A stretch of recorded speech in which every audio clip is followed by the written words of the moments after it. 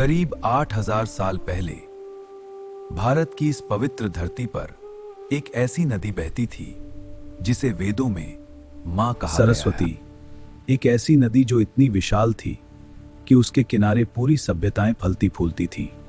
ज्ञान, संस्कृति और जीवन का केंद्र, जहां से एक महान सभ्यता ने जन्म लिया। लेकिन फिर एक दिन वो नदी अचानक गायब हो गई। न कोई बाढ़, न कोई चेतावनी, बस एक पूरी नदी इतिहास से मिट गई। क्या सरस्वती नदी सच में थी या ये सिर्फ एक कहानी है? और अगर थी तो आज वो कहां है? आज भारत अनकवर्ड पर हम खोलेंगे उस नदी का रहस्य जो शायद आज भी धरती के नीचे बह रही है। ऋग्वेद में सरस्वती नदी का बार बार वर्णन मिलता है। अम्बितमे नदीतमे देवितमे सरस्वती, यानी हे सरस्वती, तुम सबसे महान माता। लेकिन सरस्वती सिर्फ एक पवित्र नदी नहीं थी, बल्कि ये सप्त सिंधु क्षेत्र की सबसे महत्वपूर्ण नदी थी। सिंधु, सतलुज, झेलम, ब्यास, चिनाब, रावी और सरस्वती। ऋग्वेद के अनुसार सरस्वती यमुना और सतलुज के बीच बहती थी, यानी जहां आज सिर्फ रेगिस्तान है। कभी यहां एक विशाल नदी बहती थी जो हिमालय से निकलकर समुद्र तक जाती थी। कहा जाता है कि प्रयागराज में गंगा, यमुना और सरस्वती का संगम होता था, जहां तीनों नदियां मिलकर एक पवित्र धारा बनाती थीं, जिसे त्रिवेणी संगम कहा जाता है और इसे भारत के सबसे पवित्र स्थानों में से एक माना जाता है। लेकिन आज वहां सिर्फ दो नदियां दिखाई देती हैं, गंगा और यमुना। तीसरी नदी कहीं दिखाई नहीं देती। तो तीसरी नदी सरस्वती आखिर कहां गई?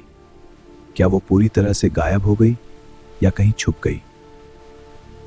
महाभारत में भी इस नदी का उल्लेख मिलता है, जहां कई घटनाएं इसी नदी के किनारे घटित हुई थीं। महाभारत में भी इस नदी का उल्लेख मिलता है, जहां कई घटनाएं इसी नदी के किनारे घटित हुई थीं। कहा जाता है कि बलराम ने सरस्वती नदी के किनारे यात्रा की थी और इस नदी के मार्ग का अनुसरण किया था।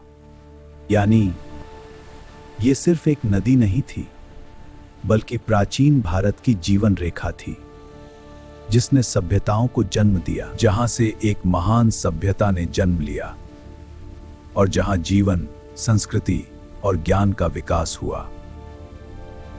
लेकिन आज जहां कभी जीवन था, वहां सिर्फ सूखी जमीन और वीरान रेगिस्तान दिखाई देता है।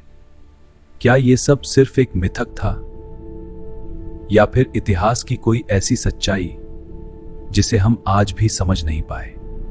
19वीं सदी तक कई इतिहासकार मानते थे कि सरस्वती सिर्फ एक काल्पनिक नदी है, जिसका असल दुनिया में कोई अस्तित्व नहीं था। लेकिन फिर शुरू हुई एक ऐसी खोज जिसने इस सोच को पूरी तरह बदल कर रख दिया।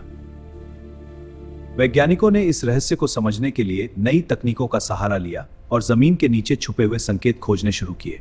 ये डेटा बिल्कुल साफ है। हाँ, और गहराई में छिन जा रही है। सैटेलाइट इमेजरी के जरिए रेगिस्तान के नीचे एक सूखी हुई नदी का रास्ता दिखाई देने लगा, जिसे आज दग्गर हकरा रिवर सिस्टम के नाम से जाना जाता है, और यही सबसे बड़ा सुराग बनाता है। ये वही रास्ता था जहां प्राचीन ग्रंथों में सरस्वती के बहने का वर्णन मिलता है। आइसरो की रिपोर्ट्स के अनुसार यह नदी 4 से 10 किलोमीटर तक चौड़ी थी, जो एक विशाल नदी होने का संकेत देती है। यह हरियाणा, पंजाब, राजस्थान होते हुए गुजरात के कच्छ तक बहती थी। यानी यह सिर्फ एक छोटी नदी नहीं, बल्कि एक विशाल नदी प्रणाली थी। और यही बात इस कहानी को और भी ज्यादा रहस्यमयी बना देती है।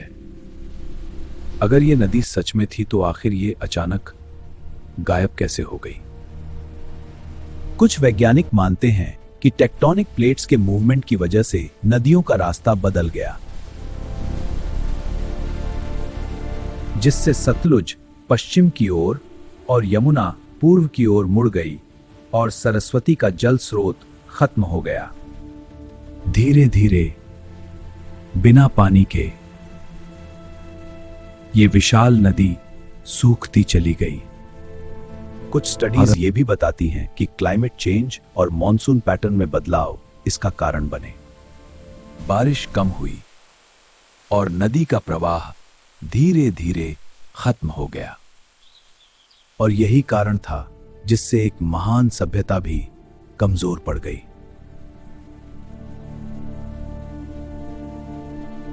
लेकिन कहानी यहीं खत्म नहीं होती।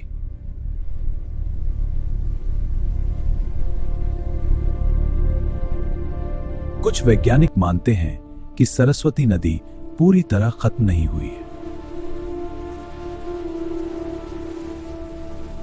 बल्कि आज भी ये धरती के नीचे बह रही हो सकती है। जैसलमेर में मिले फ्रेश वाटर के प्रमाण इस बात की ओर इशारा करते हैं।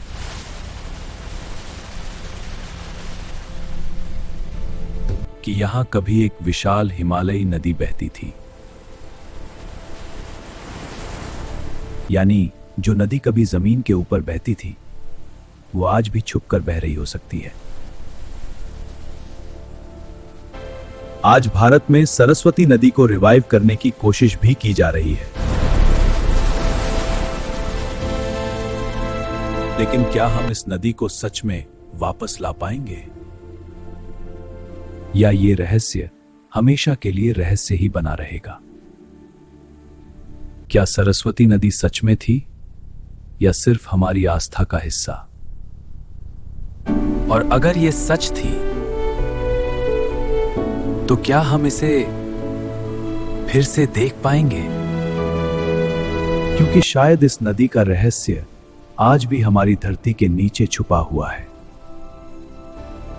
जो इतिहास में छुपा है उसे हम सामने लाएंगे। भारत अनकवर्ड।